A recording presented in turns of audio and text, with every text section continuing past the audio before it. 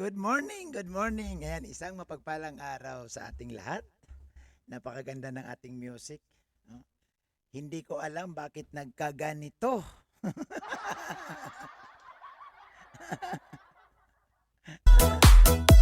Sadyang nasasaktan kahit di rin naman tayo.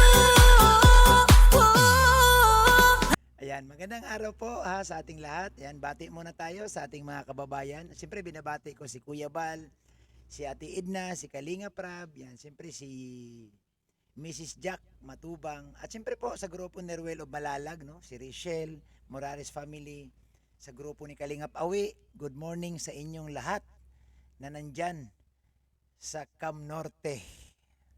Ang puso ko'y nagdurugo. So ngayong umaga mga kapatid, no, light lang tayo. Light lang tayo. Bakit kailan ba naging mabigat? So light lang tayo, no. Pag-usapan natin, no, ito sa ating thumbnail ngayon. Ayan. So kilala niyo naman siguro 'yan, no. Sobrang kilala niyo 'yan. Ewan ko na lang kung hindi niyo pa nakilala 'yan, ewan ko na lang talaga. Comment nga po kayo, diyan sa baba kung kilala. Sasabihin siguro ng mga viewers, grabe ka naman Bobby TV. Yung mga mukhang 'yan, kumbaga sa manok, tinubuan na ng tahid dyan eh. Hindi pa ba makikilala ng mga viewers yan? At parang sumisikip ang bibig ko. Lalo na si Ian at saka si Edo. Kung sa tahid ng manok lang ang pag-uusapan, siguro gadangkal na itong tahid ni Ian at ni Edo kay Kalinga Prab. Bakit ba ito ang tinamnel ko ngayon sa araw na ito? Gusto ko lang kasi sa panahon ngayon na medyo uso na naman ang mga basher, uso na naman, no? Napag-usapan natin na nanabas sila ni Kuya Bal. Mayroon pong dalawang binatang magigiting na pinuri ng viewers. Si Edo at si Ian. Ang sabi ng viewers, no, nababasa ko, mabuti pa si Edo at si Ian. Hindi iniwan si Kalinga Prab. Pero ang iba daw, nang iwan na. Sa tuwing nakikita ko na magkatabi tayo. Sino ba nang iwan? Oo. Alam niyo po, sa totoo lang, no, ako, magbibigay lang ako ng aking komento sa dalawang guwapitong ito. No? Sa dalawang ito, hindi ko naman isinama dyan si One TV at oy, shout out kay One TV, ano, shout out. So, pag-usapan natin itong si Edo at saka si Ian, no? Sa panahon ngayon, no? Sa panahon ngayon, at sila ang nakikita ng mga viewers na talagang die hard, or ibig sabihin todo suporta, no, 200% ang support nila kay Kalinga Prab. Bakit nasabi ng viewers? Nakikita kasi nila. Unang dahilan. Huwag kayong masaktan ha. Mga kasamahan natin. Kahit di na Huwag masaktan sa sasabihin ko. Alam nyo ba kung bakit pinuri itong dalawa? Alam nyo ba? Pero alam to ni Kalinga Prab. Bakit ba pinuri itong dalawa? Kasi itong dalawa talaga, nakitaan talaga ng viewers ng tunay na nagmamahal at tunay na sumusuporta kay Kalinga Prab.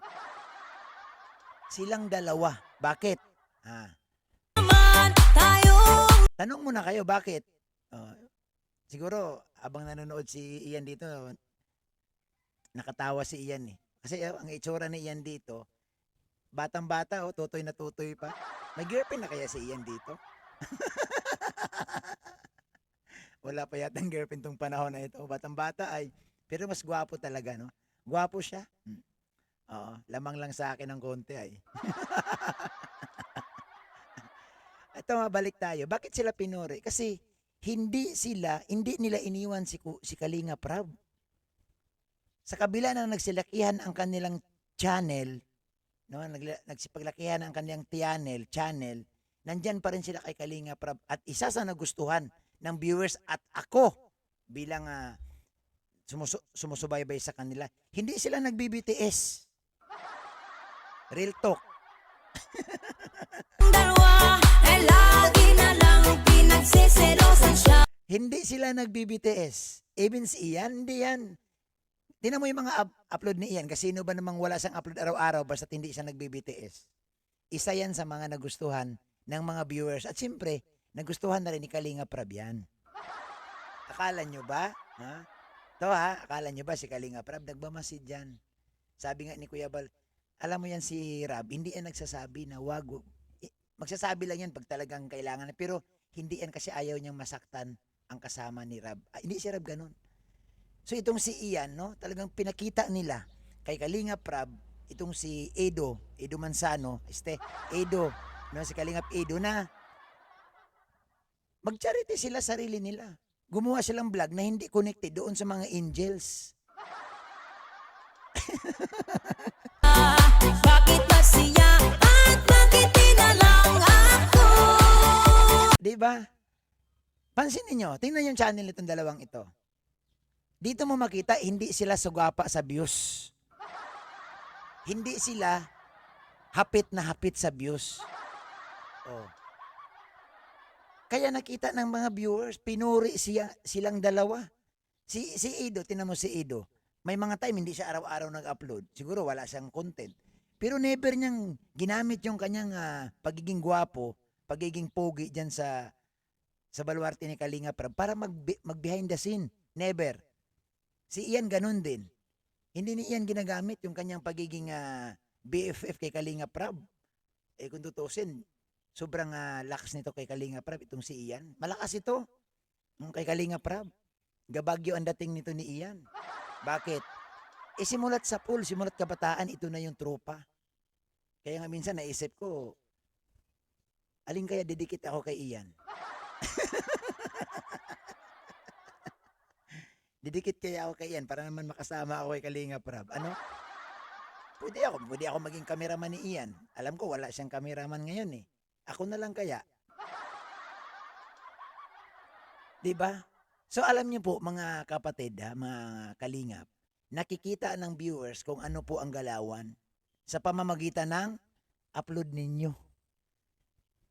Yung iba may live na. May BTS pa, dubli-dubli pa. Hindi na kontento. Tuloy napapansin ng viewers.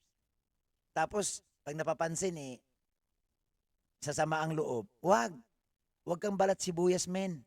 Kasi nakikita ka Hindi naman bulag ang mga viewers. Nagsasalamin lang yan, pero ang mga mata yan, dilat na dilat.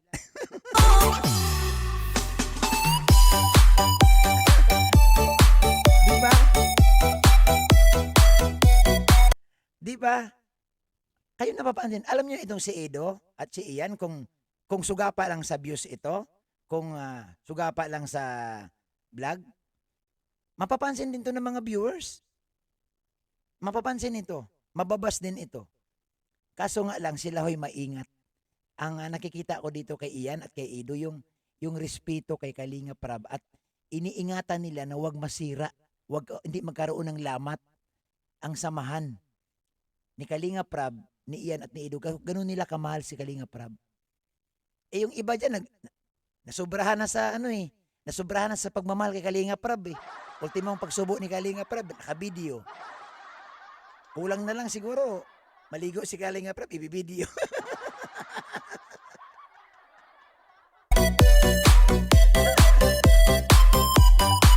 Di po ba?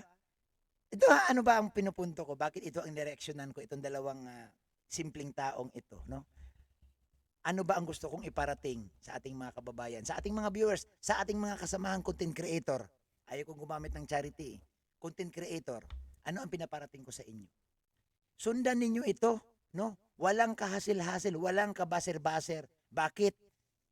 Lumagay sila sa kanilang kinatatayuan. Kung totoosin nga, ito nga si Edo, pwedeng gumawa ng behind the scene kahit anong oras, Iyan nga, pwedeng gumawa. Bakit? Matagal na yun kay Kalinga Prab. Pero hindi nila ginawa. Ito ngayon ang kakaiba.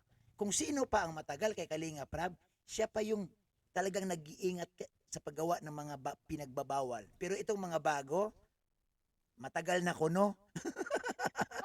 Ito pa yung, sige.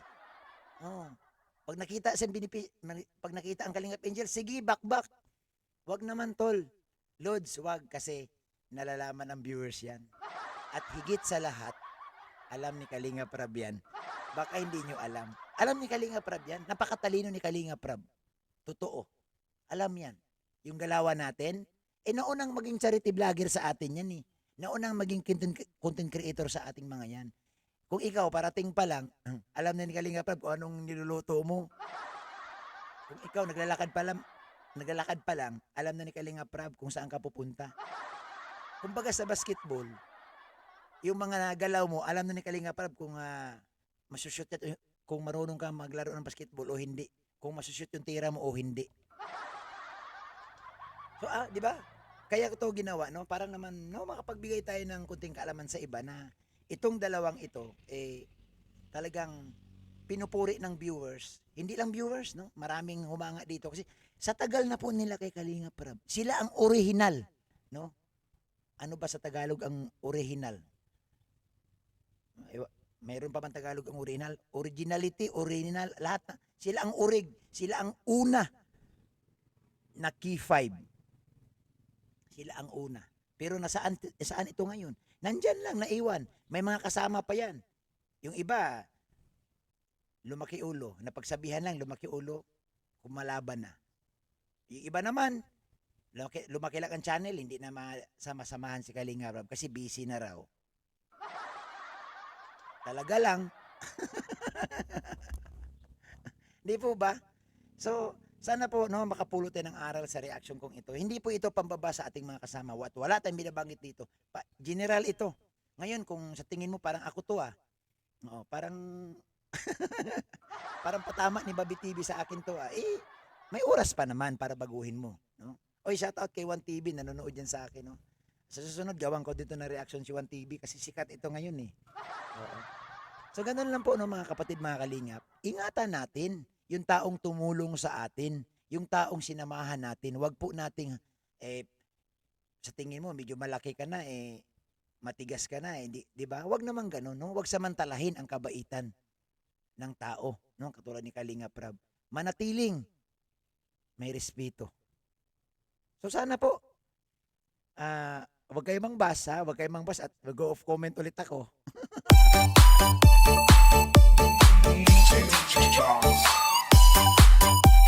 Ay, maraming salamat po sa lahat. Salamat kay Kalinga Prab, kay Kuya Bal, kay Ate Edna. Yan, salamat sa inyong puso, no, sa pagtanggap sa mga content creator na dumating sa Daet at tinulungan po ninyo, no. Isa na po tayo diyan sa natulungan at magpahanggang ngayon kahit na binabas tayo na iniwan na si Kuya Bal, manatili tayo nakasupport kay Kuya Bal. Iniwan ko lang si Kuya Bal sa salita, pero nasa puso 'yan, no. Hindi naman natin iniwan si Kuya Bal na tipong umalis, no. Hindi natin iniwan si Kuya Bal. Mali yung iiwanan si Kuya Bal. Hindi na tayo nakakasama kay Kuya Bal madalas, pero nasa puso pa rin natin si Kuya Bal. Yung pagtulong baga ni Kuya Bal sa atin, hindi natin pwedeng kalimutan yun. Kasi aminin man natin, no, kahit lumaki ang channel natin, kung wala si Kuya Bal, wala po talaga tayo. Yan po talaga ang totoo. Ako yun po ang pinanghawakan ko. No? Kung wala si Kuya Bal, wala tayo sa Daet. So maraming salamat sa inyong lahat, mga kapatid, mga kalingap. At yan po ang ating reaksyon sa araw na ito.